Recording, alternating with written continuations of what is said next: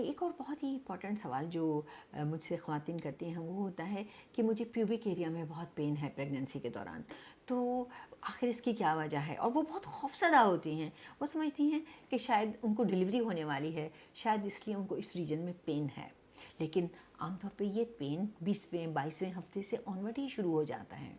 تو یوزلی میں ان کو ایڈوائز کرتی ہوں کہ دیکھیں آپ کی جو لیگامنٹس ہیں ان کو ریلیکس کرنے کے لیے خدا تعالیٰ نے پریگننسی کے دوران ایک ہارمون انکریز کیا ہوتا ہے جس کا نام ہوتا ہے ریلیکسن، اور یہ آپ کی جو پیوبک بون کے درمیان جو لیگامنٹس ہوتی ہیں ان کو بھی ریلیکس کرتا ہے، آپ کی